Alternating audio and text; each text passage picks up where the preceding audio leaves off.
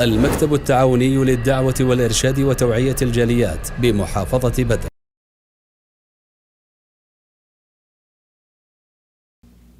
আসসালামু আলাইকুম ওয়া রাহমাতুল্লাহি ওয়া বারাকাতুহু।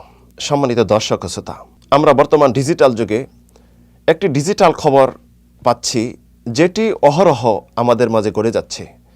প্রায় নিত্যদিনের এই ঘটনা ঘটতেছে, যে খবরটি বাতাসের আগে আমাদের কানে পৌঁছতেছে, স্পিড গতিতে চলে আসতেছে। এই সংবাদটি এত জঘন্য, এত কুরুচিপূর্ণ যে সংবাদটি এটি সবচেয়ে ইতিহাসের কালো অধ্যায় আইএমএ জাহেলিয়াতকে ফেল করতেছে, যাতে অনেক আত্মহনন হচ্ছে, আত্মহত্যার পথ বেছে নিচ্ছে, স্ত্রী বিধবা হচ্ছে, অনেক সন্তান পিতামাতা হারা হচ্ছে, এতিম হচ্ছে, পিতামাতার আদর থেকে সোহাগ থেকে তারা বঞ্চিত হচ্ছে, যাদের উপর সত্য আকাশ থেকে লানত। সেই সংবাদটি হলো পরকিয়া, যেটি হলো পশুর কাজ। প থেকে আমরা পশু নেই, আর কিয়া থেকে ক্রিয়া নেই, তথা কাজ পশুর কাজ। কারণ মানুষ এই সমস্ত জঘন্য অপরাধ করতে পারে না।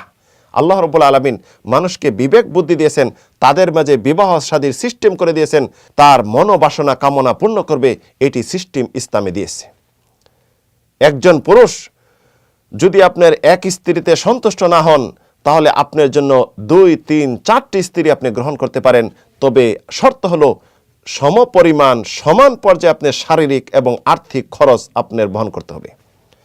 একজন স্ত্রী যদি এক স্বামীতে সন্তুষ্ট না হন, স্বামী আপনার হক আদায় করতে না পারে, পূর্ণ না করতে পারে, ইসলাম বিধান দিয়েছে আপনি স্বামীকে বলুন, তুমি আমার হক আদায় করতে পারো না, তুমি আমাকে ছেড়ে দাও, দুইজন পৃথক হয়ে যান। স্বামী যদি জুলুম করে না ছাড়ে, আপনি কোর্টের আশ্রয় নেন, এটি আপনার ক্ষমতা ইসলাম দিয়েছে। কোর্টে যে আপনি অভিযোগ করে আপনি ডিভোর্স নিয়ে আপনি আবার নতুনভাবে ঘর সংসার করতে পারেন, যাকে ইচ্ছা, যাকে আপনি পছন্দ। তারপরও আপনি পরকিয়া কেন? ইসলাম মান সম্মান রক্ষার গুরুত্ব দিয়েছে। প্রত্যেক জিনিসের সাক্ষী লাগে 2 জন করে, জিনা ব্যভিচারের সাক্ষী লাগে 4 জন। এই জন্য ইসলাম করেছে যে 4 জন সাক্ষী পাওয়া যাবে না, জিনা ব্যভিচার শাস্তি হবে না, এটি মানুষের মধ্যে ছড়াবে না। কিন্তু এখন দেখা যাচ্ছে অহরহ পরকীয়ায় পড়ে ঘর সংসার নষ্ট হচ্ছে, সমাজকে নষ্ট হচ্ছে, মান সম্মান সব কিছু চলে যাচ্ছে।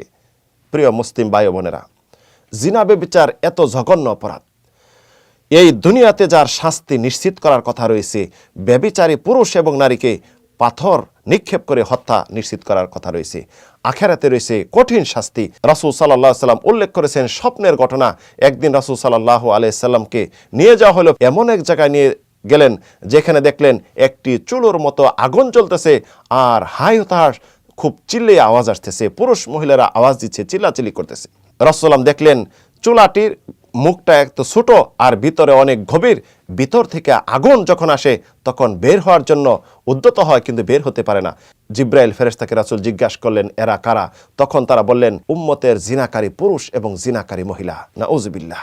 এই যদি মৃত্যুর পর কবরে শাস্তি হয়ে থাকে, তাহলে পরকালে কি শাস্তি রয়েছে একটু চিন্তা করুন। মা ও বোনেরা, আপনারা দেখা যায় পুরুষদের রূপ সৌন্দর্য দেখে চলে যান, সাময়িকের ব্যবহারের জন্য, সাময়িকের মনে তৃপ্তির জন্য। হে মুসলিম ভাইরা, আপনি দেখা যায় অন্য রমণীর পিছে ছুটে যান তার সুন্দর তুলতুলে চেহারা দেখে। এই চেহারা তো শুধু রূহ আছে, তাই এই আকৃষ্ট এই বডির মূল্যায়ন আছে। রূহ শব্দটা যদি চলে যায়, কবরে যে আপনাকে ছিঁড়ে ছিঁড়ে পোকামাকড় সাপ বিচ্ছু বক্ষণ করবে, তখন আপনার কি পর্যায় হবে? সম্মানিত মুসলিম ভাই বোনেরা, এই জঘন্য অপরাধ থেকে নিজেকে বাঁচিয়ে রাখুন, সমাজকে বাঁচান। মানুষের কাছে এই সমস্ত আলোচনা প্রচার এবং প্রসার করুন। আল্লাহ রাব্বুল আলামিন যেন সবাইকে এ থেকে হেফাজত করে, এই জঘন্য অপরাধ থেকে যেন উঠে আসতে পারে।